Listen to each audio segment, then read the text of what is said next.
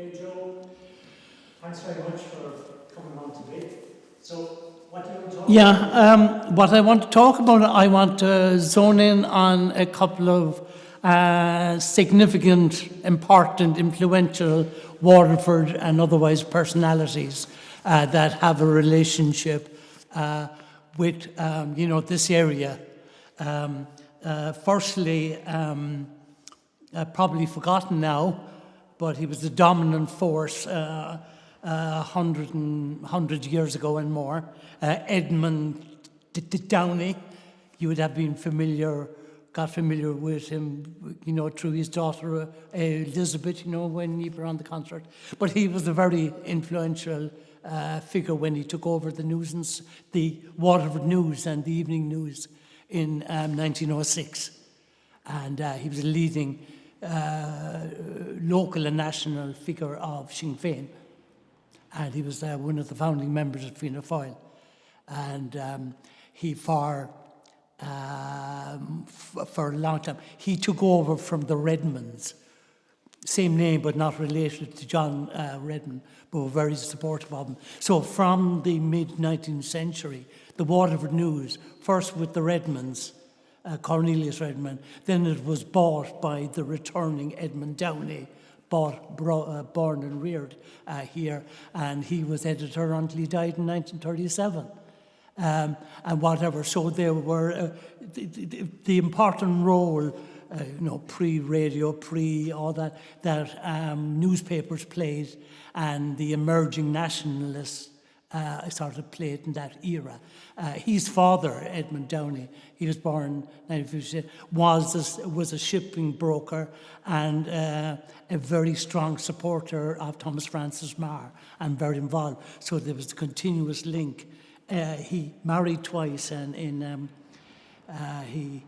his final son was born when he was 60, Morris, and Morris only died 5 or 6 years ago. It's an extraordinary link, and he was a Fianna Fáil councillor. He was chairman of the Harbour Board, whatever. So a strong link there up to recent times. So I want to deal with Redmond the Waterford News was based in 4950 O'Connell Street. Even Joe, just to talk a little bit about that. Newspapers in those days was very much associated with certain political leaning. Oh, absolutely. And the Waterford News was from the beginning. Again, 1848, a revolutionary year, was when it was founded. We say, for instance, when that changed sides, and I give passing mention now, the other strong figure later was Joseph Fisher, of a Quaker background, eventually Church of Ireland, buried in the Church of Ireland graveyard in Dromore. He founded the Munster Express in 1860, and he, again, was a friend of Parnell and was very strong on the national side, keen about land reform, big backer of Parnell and Redmond. And they played a key role in supporting Redmond and why Waterford stayed largely a pro-Parnell city, So there's all that kind of history, but they're directly linked. And it's interesting, as I'm walking up Gladstone Street, that the News and Star, there was a star back in their pedigree of this paper.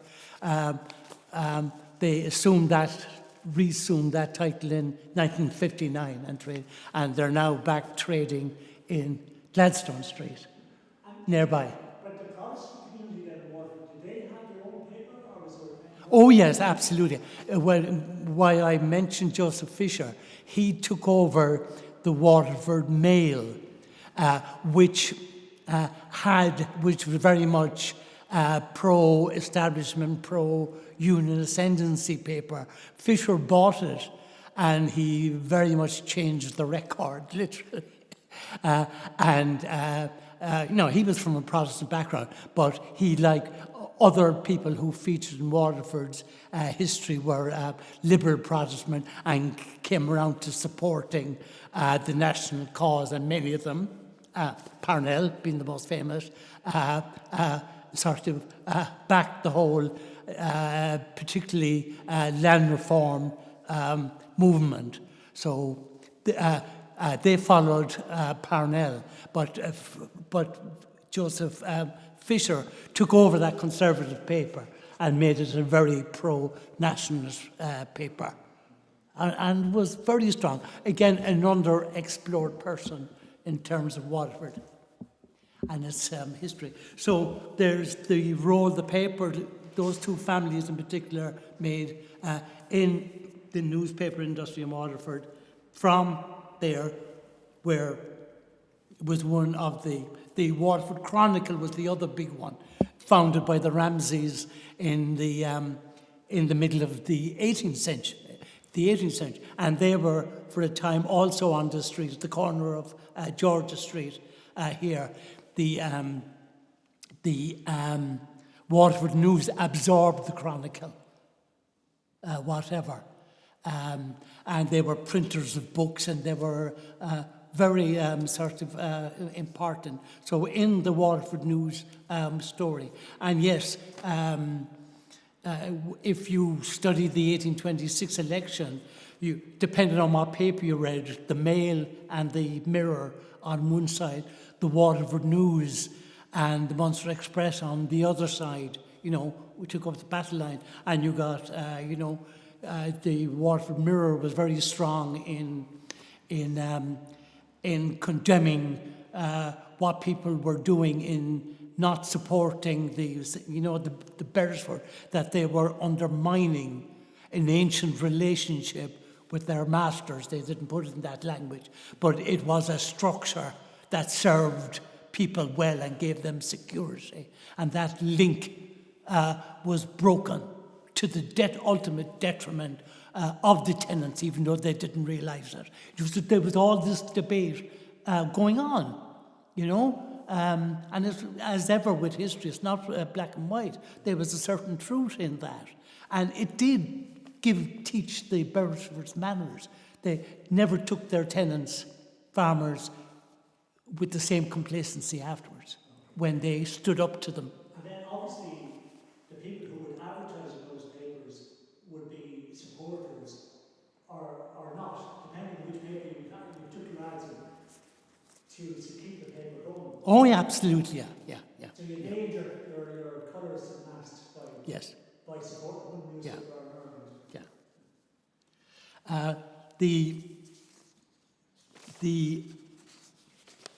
Downey, I'm just going to read the first three short paragraphs. Downey was also an historian, and he wrote in about 1910, 1912, The Story of Waterford, his take on the history. In 1915, he did an illustrated guide, one of the first guidebooks to Waterford, highlighting many of the things that we're still highlighting about Waterford. I have the book at home, and one of the exhibits is an article he has in it of things to see and experience in Waterford, was what he called the psychology of Waterford. And he describes Waterford and the mindset, or as he calls it, the psychology, where we came from and what is not good enough anymore, and what it's an amazing thing. I am just give the opening paragraphs of that article here. I hope to read the full article for the next Blaz and Banter. I then go, maybe somebody else covered it, Peter O'Connor. Now, who directly across from the bank here, from the gallery here, number 23, alongside of Garter Lane entrance, is a world-class athlete, Olympic gold and silver medal, and made one of the great sporting stroke political gestures in the history of the game. And he had a lifelong. So is the O'Connors the solicitor family? Were they the solicitors? Yes, yeah. He was solicitor. He came to Waterford as a solicitor. So again, 1906, the same year as Downey took over the Wonderful Star. It's just speaking of that era, people who lived and worked on this street, particularly worked in sort of their cases. And then maintaining the same theme, dealing with the renaming of the streets. Again, it was part of the nationalist momentum come 1886, and this street being renamed O'Connell Street, and O'Connell's link. Lots of cities and towns in Ireland have O'Connell Street, but there is work to, along with the two other gentlemen, of mapping briefly some of O'Connell's links with Waterford City and County, and he's in his role alongside of Thomas Wise in changing the course of Irish history in Waterford. So my theme today is that 19th century emergence of Irish nationalism, and one, the politician, stroke businessman, stroke banker, the sportsman, and the newspaper owner. They were all different aspects of an emerging Ireland. Sort of nationalist sort of Ireland. So I sort of took that as my theme. The other thing I was tackling, and I have most of it written down, and we'll do it the next day, is to give an overview of when and how this area, developed. The development of the new quay, the emergence of why at that stage, why 1727. Who were the Georgian kings that left, whose name Georgian era left their imprint on Waterford, as it did on Dublin and Cork, all in the same area. The prosperity that gave rise, to this area, and the driving force, and the Quaker merchants and other merchants behind that. That's why I want that map to feature what this area didn't look like in 1673. It was after that this area was developed and became the economic driver of Georgian Waterford and gave modern Waterford its shape. So that's my theme. So I hope to tackle that next day. But it was too big to put it in, so I concentrated on, these three with that theme. Okay? So you can... I'll be repeating some of that, but it gives you an idea what I'm thinking. And put up your hand if you want to tease out something for me. Yeah. Right, okay. I would like to talk about the roles played by three interesting personalities, characters in the story of Waterford and this particular area, the cultural quarter, King Street, formerly O'Connell Street. The first of which was Edmund Downey of the Waterford News and the Waterford Evening News. Also, the people who started that paper was the Redmond family. Cornelius Redmond, succeeded by his son Cornelius Banquo Redmond, who played a key role in the support of their namesake but no relation of John Redmond.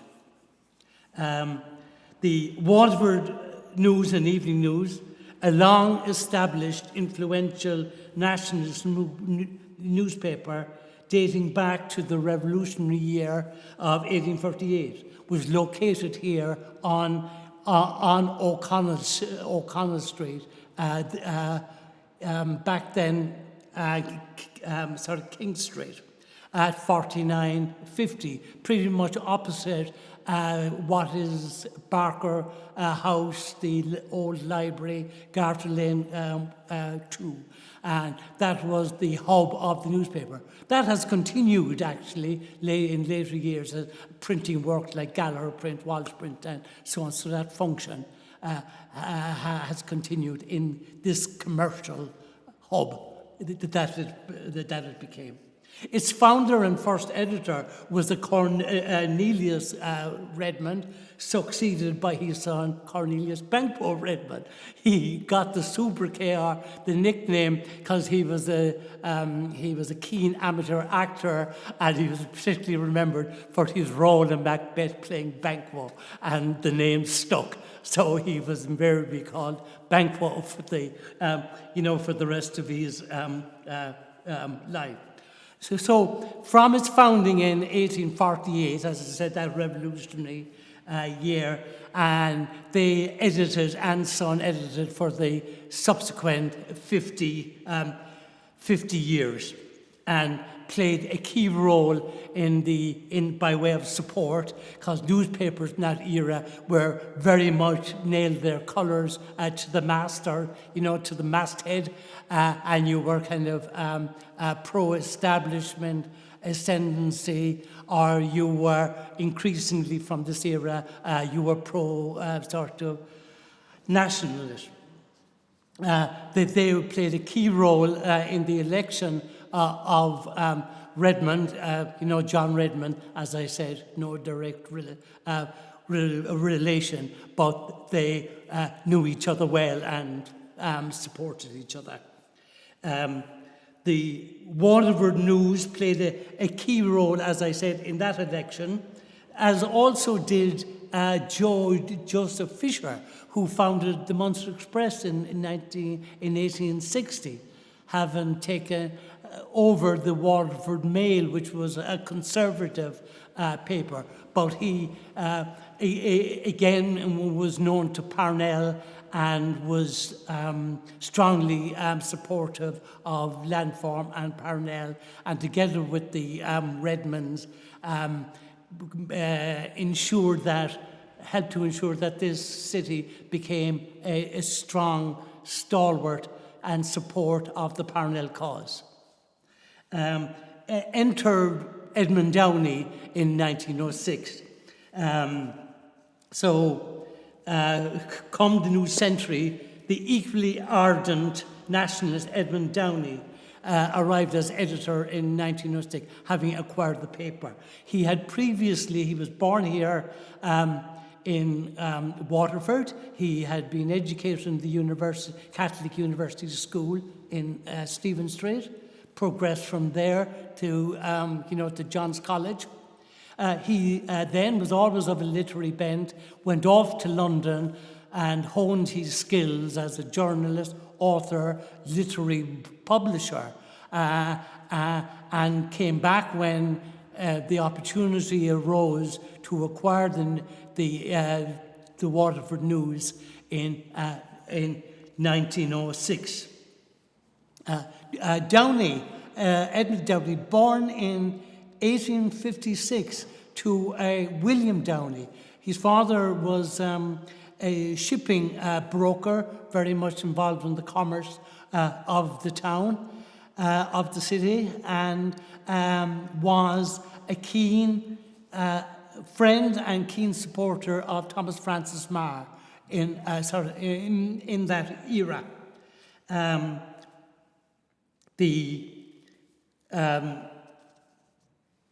As editor, Downey maintained the stoutly strong nationalist flavour of the paper. He was a keen historian, publishing a well-regarded history called the Story of Waterford, but published lots of other books, and his newspaper was also a printing house, printing lots of books and pamphlets and all sorts of material, especially political pamphlets, but of all sorts, tourism, promotion, and material. So he was there at the heart of things. On the question of writing his history, he also in 1915 published a very interesting illustrated guide, one of the first tourist books, modern tourist books anyway, of Waterford, highlighting its many treasures, many of which have been enhanced and still celebrated to this day. But he did so in this guide. But one of the most intriguing chapters in that book, not only was there Reginald Towers to see, and the Chamber of Commerce and the Cathedral, the Quay, he wrote a very interesting article in it entitled The Psychology of Waterford, where Waterford and its history and its characters and its accents and its flavour was to be explained and celebrated and enjoyed. It was very much an idiosyncratic, but coming from the heart, and it gets across his passion for his politics and his native city. And I'll just read the opening lines of that to give you a flavour. The Psychology of Waterford, 1915, as it appeared in the illustrated guide to Waterford. He begins, "The city of Waterford is at the head of the barony of Galtier, land of the foreigner, and assuredly the hand of the stranger is noticeable everywhere in this quaint old city of ours. The cathedral was born in the imagination of a Dane and improved by Vandals. The motto is a gift of the Tudors. Our chiefest pride, the Quay, was built by a Welshman. The designer of our principal buildings, John Roberts, is also said to be of Welsh origin. Our freemen are mainly descended from Bristolians and stout men of Devon. Our old bridge was built by a Bostonian. The new one is built on the principle of a Frenchman, Hennebeek. The design of an Englishman and the handiwork of a Scotsman, the engineers. Mainly, Quakers made a bloodless conquest of our corn trade. Our aristocracy is mainly Cromwellian. But why go on? But he does, and it's worth reading the rest.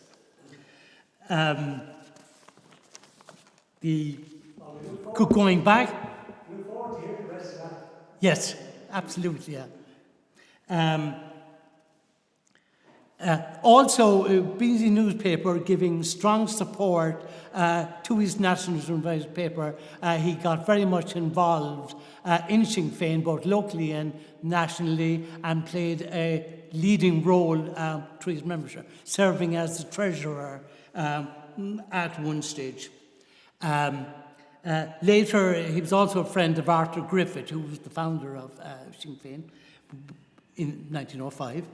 Around the time he returned to Ireland.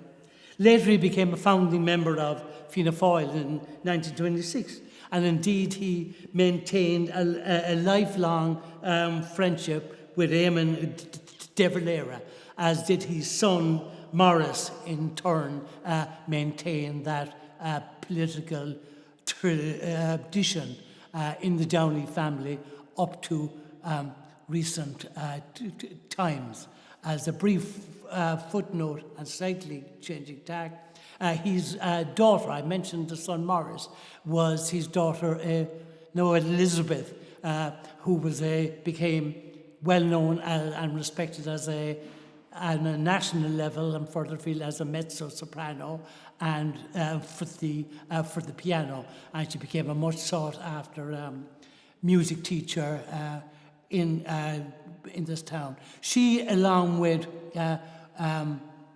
Willie Watt and a couple of others, Bailey and O'Reilly, founded the Waterford Music Club in 1942.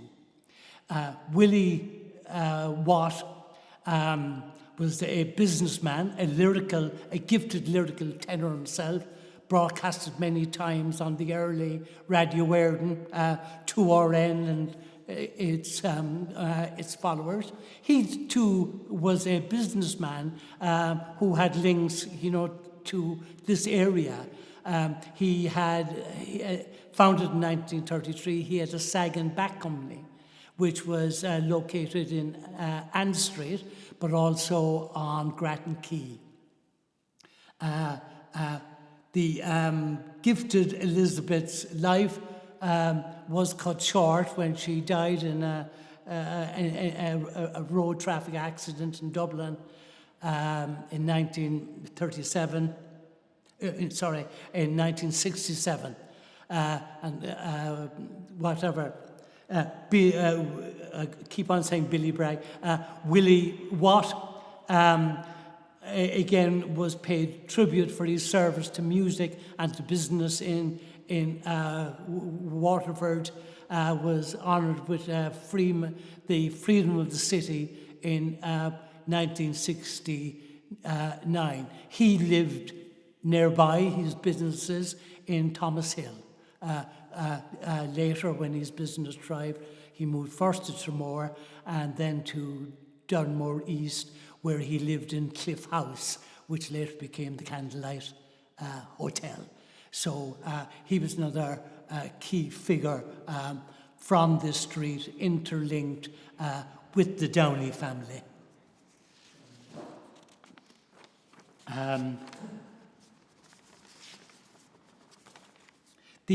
Also moving from newspapers and, I was going to say, and politics, but not entirely from politics, but moving to a man from the legal profession who became an athletic world champion, an Olympic gold medal and silver medalist at the 1906 Olympics, was one Peter O'Connor, who came to Waterford as a young man to join the legal profession and set up a legal practice at 23 O'Connell Street. Across the street from the now Art Gallery of Waterford. Peter O'Connor is firmly up there in the pantheon of Waterford top stars of sports. World record holder, an Olympic gold and silver medalist at the Athens Olympiad of 1906, very early years. He was a true trailblazer, both as a superb athlete, but also as now made an audacious political statement as a nationalist, Irish nationalist of his time at those very same Olympics in 1906. He was born in 1872. He grew up in County Wicklow, but as I said, he arrived in Waterford to set up his legal practice. Peter became a great Irish athlete of track and field and a founding member of the IAAF, the Irish Amateur Athletic Federation. And that becomes part of our story. He excelled at the long jump and the triple jump, or as it was known then, the hop, skip, and jump. On the 15th of August 1901, at the RDS in Dublin, he recorded a world record of 24 feet, 11 inches, 11 and 3/4 inches, a world best. It was a sensation in the world of athletics and further afield. And that record stood for 20 years as a world record. Matched only years later by the great Jesse Owens in 32, his record lasted 25, and Bob Beeman's record of the Mexico Olympics in 1968 record lasted 23. So Peter O'Connor from O'Connell Street, Waterford. A solicitor put Waterford and Ireland on the sporting stage with a remarkable achievement. He was the man to beat, and one of his great rivals was a Meyer Prinstein, an American athlete. Peter was a member of the Waterford City and Suburban Harriers, along with his fellow Irish athlete Con Leahy went to Athens for the 1907 Olympics as world record holder for the long jump. Despite protestations that the IAAF was a distinct Irish sporting organisation, he and the other Irish athletes were forced to compete under the name of Britain instead of Ireland. They were not happy, but they went reluctantly along with it to a certain extent. He won the gold at the triple jump, undisputed. I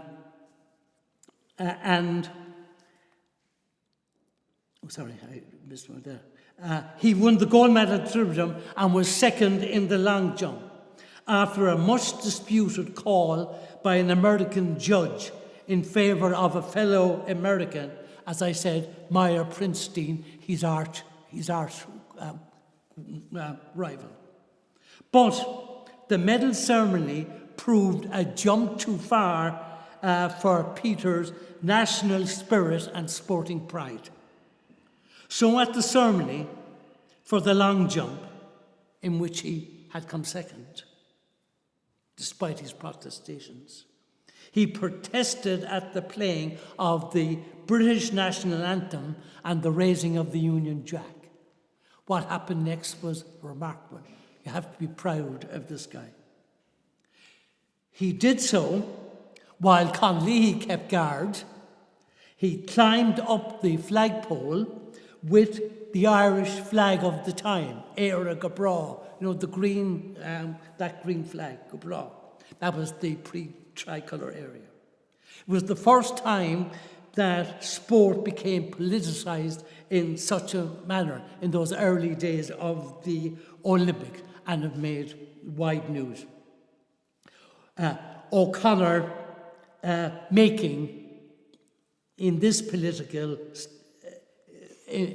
protest, a bold and defiant statement of his sporting prowess and his Irish nationality. The fact, an interesting thing to remember, the fact that O'Connor had brought the flag from Ireland for such a purpose shows his confidence of victory. That flag is now held by members of his family as a treasured keepsake. He finally returned to his home and work in O'Connell Street and his home in Tramore. He remained involved with the world of athletics in Waterford and as an internationally sought-after sporting judge. He lived to the goodly age of 85, as you would expect a great sportsman to do. And Joe, was there any repercussions to that? Was there any repercussions against him for doing that? I don't think so. I haven't heard. I mean, when these things happened, if I can jump ahead to the aforementioned Mexican Olympics 68, that probably there's Jesse Owens and Hitler in 36 that I mentioned. But the other big political gesture was 68, when Powell and Smith made the Black Power salute, again as a sort of asserting their heritage and making a statement about them being recognised. They were roundly criticised for turning it into political. But the thing was divided. There was millions of people said, wow, sort of fair play for standing up to your people. That would have been the reaction back here in Ireland then. We're still talking about it in 2020, 114 years later. Of course, but it was all part of the milieu of what was happening here in Ireland and adding grist to the mill. It was one of the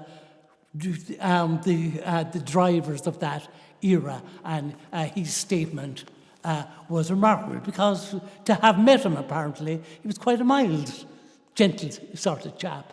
But when it came to his sense of nationality and his sporting prowess, he wasn't going to take second best. So, much to be proud of.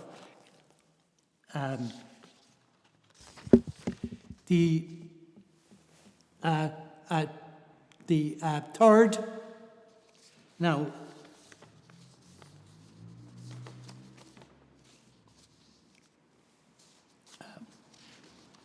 you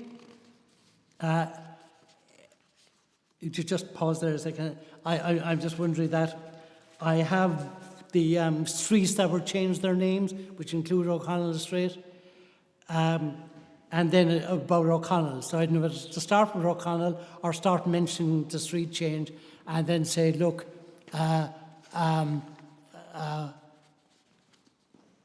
I'll sort of start with the thing and then finish with O'Connell.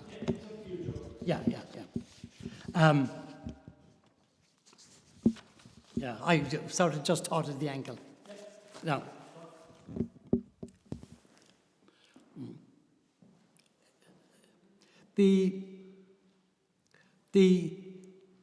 With the rise of Parnell, 1790, following the Fenian era, the rise of Parnell and the land wars, the land agitation, Ireland, nationalist Ireland was emerging.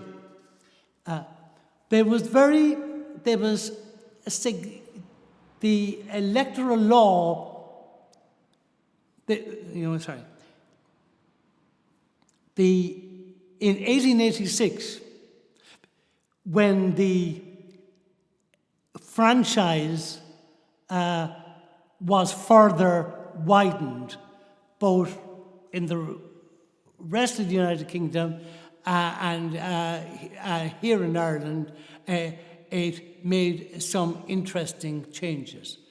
Here in Waterford, the impact of the 1886 widening of the franchise is that the Waterford Corporation had a nationalist majority for the first time, or people sympathetic to the nationalist cause, many of whom had been from a liberal Protestant background. Times were changing. So, to the fore in the rest of the country, it was decided during the mayoralty of a very interesting MP, Richard Power, who was mayor, but he was also the MP for Waterford. And seconded by another nationalist figure in Waterford who came mayor later, W.J. Smith. They proposed that the changing of the names of some key streets in Waterford to represent that changing Ireland and their emerging new leaders. So it was decided in the August meeting, the August 24th meeting, 1886, to change the following streets. King Street and Queen Street, named after one of the Georgian, a number of the Georgian kings and queen, was changed to O'Connell Street, to which we will return. Not surprising. Little Georgia Street, which previous maps have shown to have also been called King Street, Little Georgia Street was changed to Gladstone Street. And Gladstone Street, a British statesman, but what made a difference, 1886, the same year, the first Home Rule Bill was moved. And therefore was acknowledgement of that support from Gladstone, that they honoured him with the naming of a street, an important street. That's why it was there, and that's why he was included. Merchants Quay. They pretty much either side, the section either side of the Granville Hotel, famously associated with, it's been the birthplace of Thomas Francis Marr. Going from Conduit Lane, passing the opening there to Barnstown Street, and up to Gladstone Street. That was renamed Marr's Quay. Hitherto, it was Merchants Quay all the way from there to the bridge. That section was renamed Marr's Quay in his honour. While not in this immediate era, but at the same time, Beresford Street was renamed Parnell Street. He, a couple of years previously, had been given the freedom of Waterford City. In 86, they honoured him with the street, as did many other places in Ireland. But interestingly, Great Georgia Street was renamed David Street. Okay. Some years later, if I can jump ahead, David challenged John Redmond in the 1891 election, but this was 5 or 6 years previously.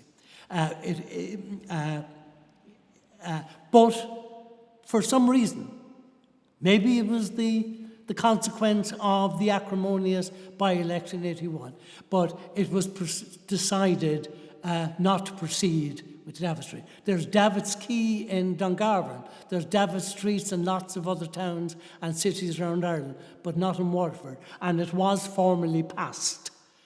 But I've heard it said that at the time, I don't accept it, at the time, that by removing the name of George, that it would be taken as an insult to the royal family in England. Perhaps yes, perhaps no. In Cork, Oliver Plunkett's Street was formerly George's Street. They had no qualms in changing Cork. So there are still different opinions as to why it was never used. But it's worth beating. It was on the books. Now, to return to O'Connell Street being named, it's not surprising that it was named that. It's interesting that Waterford was the first to name a main street after O'Connell. Limerick followed, but it was 1898, the centenary of the 1798 Rising. And Dublin, as we know, was Sackville Street, not until 1924, with the beginning of the new state. So by 1886, Waterford in their street names. Cork didn't move to change a lot. There was a vote in 1945 in Cork to change the streets to Leaders in 1916, and it was overruled. So Waterford was to the fore very early on. Now, because it's worth noting, given that very early on, as I said, a street was named in his honour, a significant street. What links Daniel O'Connell had with Waterford. And there's quite more than people realise. Daniel O'Connell, barrister, politician, deliberator, and businessman, which is a dimension of O'Connell that is often forgotten. Another building there at the corner alongside of the Chamber of Commerce building is rather a different but attractive building there, 1 Georgia Street, just cheek by jowl with adjacent to O'Connell Street, was the National Bank. And Daniel O'Connell, along with other investors, founded the National Bank. Give it its full title, the National Bank of Ireland. The Bank of Ireland was a distinct other bank formed in 1781 in Dublin. But this National Bank was also branches of it, but not giving its full title. There were branches founded in Britain as well. And its long-time governor from its foundation was Daniel O'Connell.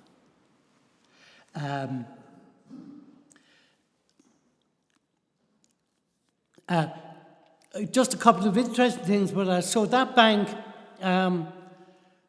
thrived in existence for a long time. Now, O'Connell, not the politician, the barrister, the politician, the liberator, but the businessman, or bringing all those together, was at one stage proposed that his image or portrait be featured on the bank's notes. But that was not allowed by the then central bank of, that era.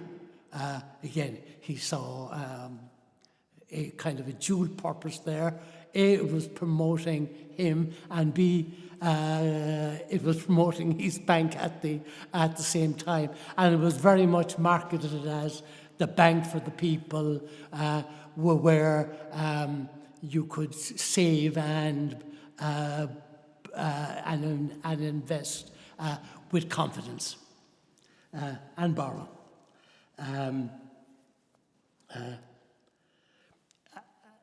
A further thing of interest, as I said, there were branches in England as well, is that National Bank in England, in time, merged with the Westminster Bank and became the National Westminster Bank, or, as we know today, the NatWest. And he is still celebrated as one of its founding governors to this day. If I can tell a personal thing, and was surprised, in 1968 when I was in London, I had cause to visit the NatWest headquarters in Whitehall. I had considered working in the NatWest Bank back in '68. And as part of my interview, the interviewing manager brought me into the boardroom to saying, as it was his way of saying, a lad from Ireland is more than welcome. And there was this massive portrait in the boardroom. He said, "There's your fellow Irishman, Daniel O'Connell. He looks down on our business." So in the headquarters of the National Westminster Bank, in the heart of Whitehall in London, is a massive portrait of Daniel O'Connell, which I personally witnessed in 1968. Its own little bit of history there.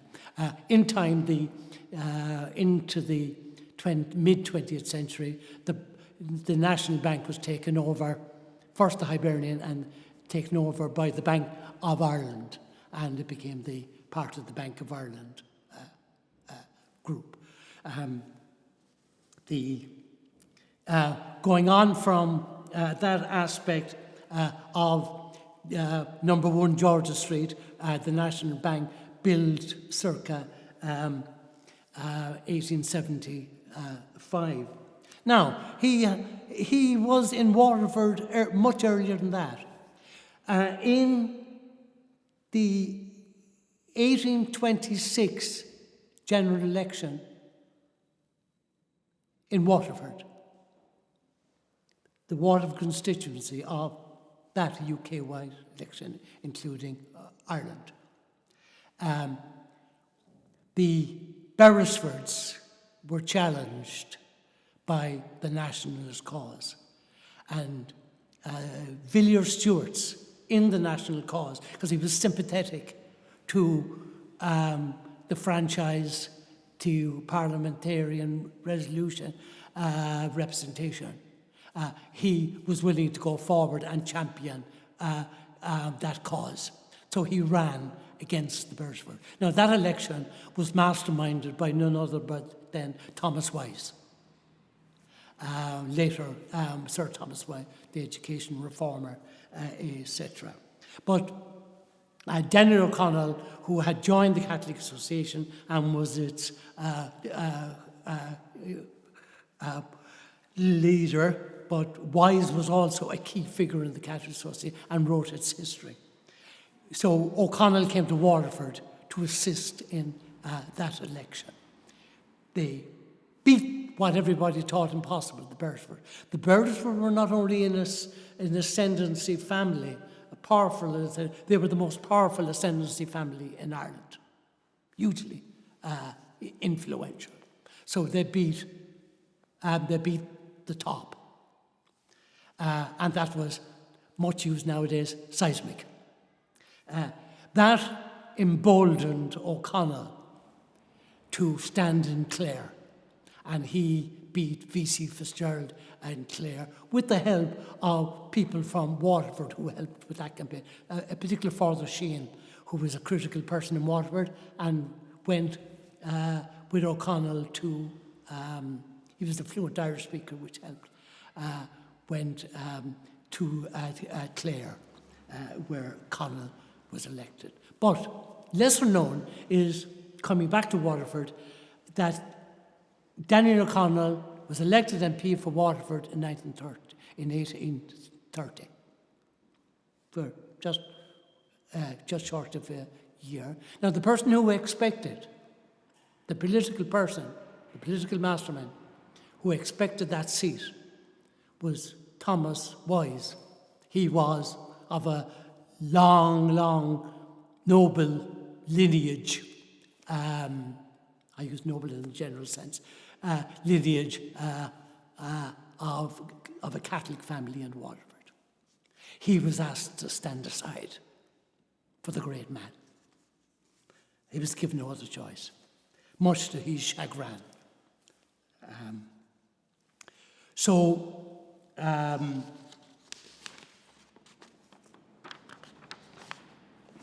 Sorry, I have to pause there now. It's my second page. Well.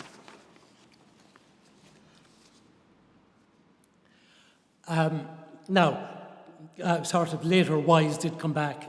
He was elected for Tipperary that year himself, and then came back and elected for Waterford later on in 32. Now, also the next big thing in terms of O'Connell and Waterford was during the drive for repeal, a Munster meeting. The aforementioned Wise didn't back repeal, you know. I think this was afters for the previous dispute.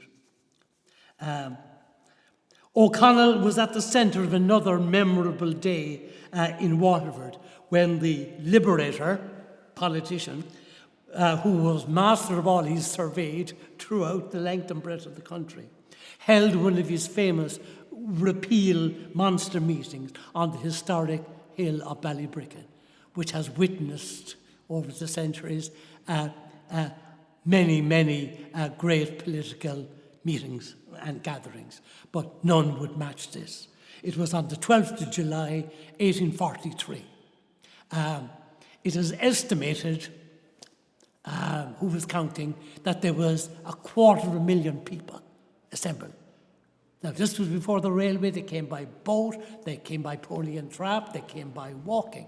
Apparently, they met in O'Connell, who knew how to deal great crowds. He was a great populist. They assembled in Kilmacthomas, 5 or 6, 10 bands, and thousands marched, walked, following O'Connell from Kilmac into the city. People were prodigious walkers back then. You had no choice. Up to Ballybricken, people up Gracedew, everywhere. Famously, people were so far back well ahead of the era of Ye. But people related what was being said at these great meetings, and it was passed back. Irish whispers as opposed to Chinese whispers. And that was a momentous occasion.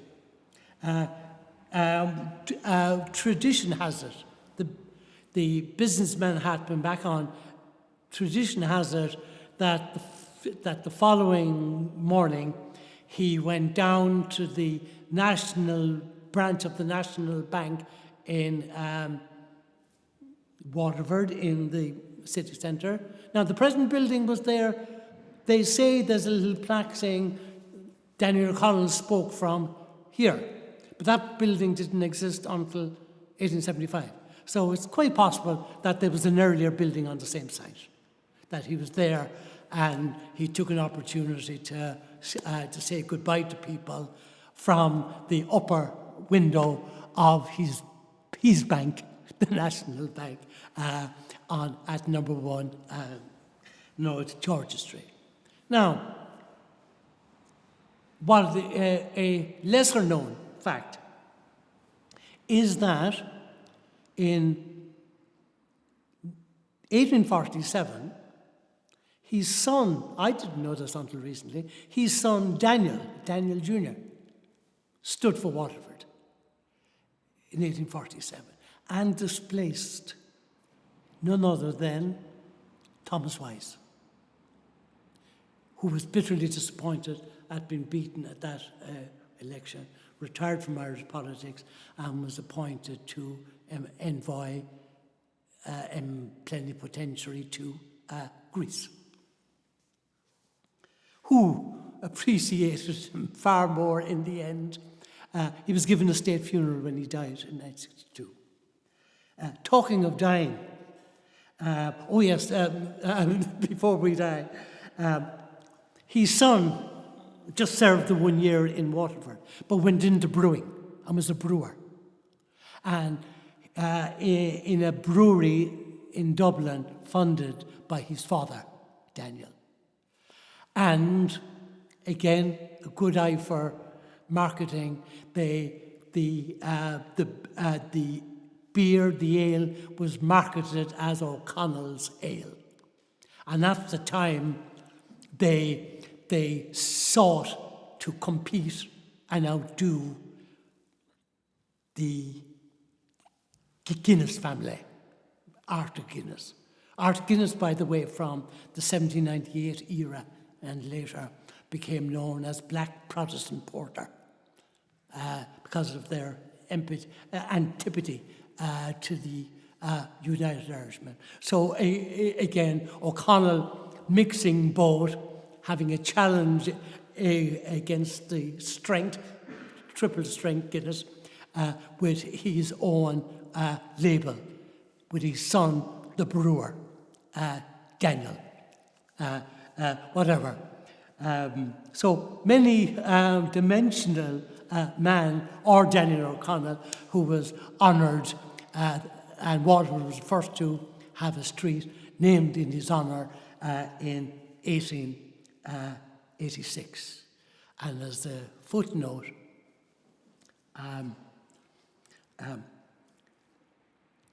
it is reliably recorded that O'Connell, who died in Genoa on his way to Rome, that his last words as he lay on his deathbed there in May 1847 was to inquire about Thomas Wyse. Did his motion pass at Westminster, and who seconded it? And these were the last words of O'Connell, a Waterford man on his lips. That's great, Joe. And can you, was it Daniel O'Connell that invited over the famous black writer? The guy who he was a slave in America, and he came over to Ireland. Oh yeah. That was yes. What is Frederick. Yeah, Frederick Douglass. Yeah. Did he came to Waterford as well? Yes. So Daniel O'Connell invited him to Ireland, was it? Daniel O'Connell invited him to Ireland. Yes. Okay. Yeah, that year. Yeah, I'd forgotten that. We had known that, but Story as well. yes. We'll get to that some other time. But could we Yeah. Oh no, I have read it. He played. Again, it was very shrewd of it was very shrewd of O'Connell as well. So he was a great gift in saying,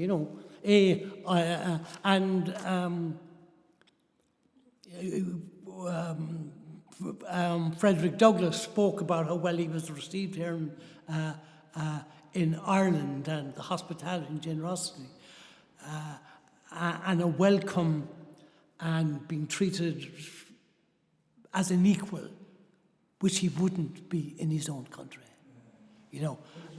Very powerful. Yeah. Oh yes, he was in Waterford, and worth mentioning with the O'Connell case. Pity I didn't think of that. Joe, thanks very much. That was great. That was really interesting. Yeah, there's stuff in it that is not generally known.